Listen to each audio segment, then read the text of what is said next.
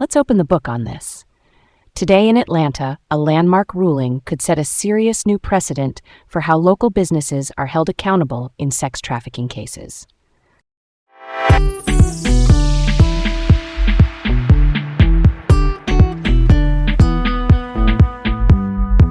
Hi, I'm Leah. And I'm Garrett. Welcome to Laid Back Local, coming to you from Atlanta, Georgia. All right, let's set the stage for this one. First up, DeKalb Hotel faces landmark ruling in sex trafficking case. United Inn & Suites, a hotel in DeKalb County, was hit with a $40 million civil verdict last year. Now, a federal appellate court says the hotel has to face juries in 2 more lawsuits tied to the same pattern, allegedly profiting from the trafficking of a 16-year-old. When we say federal appellate court, that's a higher court that reviews big legal questions. They did not toss these cases, which means juries will get to hear them. The core legal idea here is a federal law that targets anyone who knowingly benefits from a sex trafficking venture. Think of it as not just going after traffickers, but also those who make money by looking the other way. And this hotel was previously called one of the worst spots in DeKalb for sex and drug crimes. If these additional cases go forward to verdict, we could see a stronger precedent for holding businesses responsible when warning signs are obvious. That one gave me chills. Accountability matters when vulnerable kids are harmed. If juries find that the hotel knowingly benefited, that says loud and clear, you cannot profit from pain. Also, for anyone just hearing the name for the first time, United Inn & Suites is right here in DeKalb. Neighbors have long complained it was a magnet for trouble, so this court step feels like overdue sunlight on a very dark situation. Quick question. Why does a ruling like this matter beyond just one hotel? Because it can set a roadmap. If a higher court signals these claims are valid, more survivors can bring cases, and other businesses might clean up operations fast to avoid being next. That's close to the heart of it, prevention through real consequences. Okay, let's move on. Next up, 7-year-old boy injured in a drive-by shooting at the Ashley Cascade Apartments in southwest Atlanta. Police say it happened just before 2 a.m. The child was sleeping when bullets came through. Ashley Cascade has a track record of violent incidents. It is part of a broader ongoing look at dangerous apartment complexes across metro Atlanta. For anyone newer to the area, Ashley Cascade Apartments is a large complex on the city's southwest side. When we say dangerous dwellings investigation, we mean city and regional scrutiny of properties where repeated violence and code issues create risk for residents. A child being hit while asleep underscores how indiscriminate this violence is. Walls and windows are not stopping rounds when shooters spray from the street. Yeah, that hits different. This is about more than one night. It points to systemic gaps: security lighting, broken gates, poor maintenance, and slow responses to known hotspots all add up. Public safety and housing policy are linked. If ownership and enforcement do not address chronic issues, the same tragedies repeat. I mean, a sleeping second grader should be the safest person in the city at 2 a.m., right? Real talk.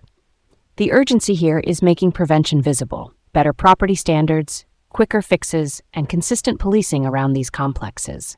This one really resonates with me. Kids deserve quiet nights and boring mornings. All right, let's roll on.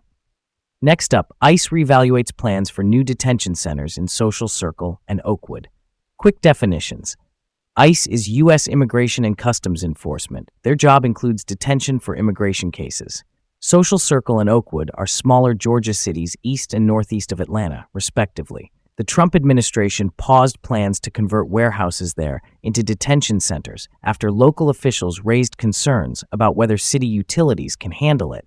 Water, sewer, and public safety capacity were all on the table. The Department of Homeland Security, or DHS, which oversees ICE, is now reevaluating a broader warehouse strategy nationwide after a meeting local leaders had scheduled with DHS was called off right before it was supposed to happen. That suggests a larger policy rethink and maybe a move toward a consistent national plan rather than one-off approvals. Let's unpack this. Listening to local capacity concerns is just practical. If a town says our pipes and patrols cannot support a big new facility, That is not politics. That is infrastructure. Why pause now? Likely because DHS wants to avoid building out in places that will need expensive upgrades or face community pushback later. If they are rethinking the model nationwide, that could mean fewer surprise site announcements and more upfront logistics work. Switching gears just a little. Next up, Georgia men charged in an attempted break-in at Real Housewives star Larsa Pippen's Florida home. Larsa Pippen is a TV personality from the Real Housewives of Miami. According to authorities, she was not home, but surveillance video caught suspects with ties to Metro Atlanta trying to get in.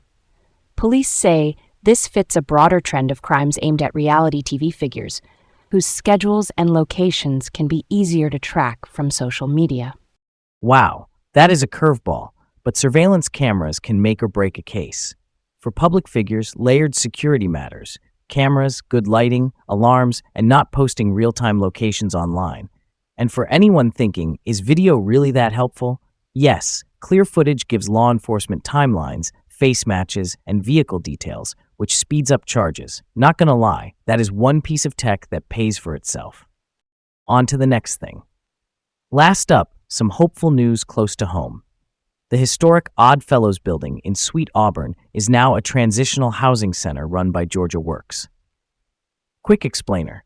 Sweet Auburn is the historic heart of Black business and culture downtown. The Odd Fellows building was a cornerstone there in the early 1900s. Georgia Works is a nonprofit that helps men exiting the criminal justice system or homelessness with housing, job training, and support. The building reopened in April with state funding and support from the city, and that bipartisanship is notable. This is adaptive reuse, which just means giving an old building a new purpose. Here the purpose is urgent: beds, structure, and a path to steady work. Preserving the exterior character while modernizing the inside can keep history alive and meet today's needs, all in the same footprint. And that's where we'll leave it for now. Honoring a landmark while solving a present-day problem hits the sweet spot. Let's shed some light on this one detail. Transitional housing is a short-term bridge, safe shelter plus services, so people can stabilize and move into permanent homes. That's a story worth telling, and a model I could get behind in more neighborhoods. Thanks for tuning in to Laid Back Local with Leah and Garrett, right here in Atlanta. Have a great day. Come back tomorrow for more local news. Stay curious.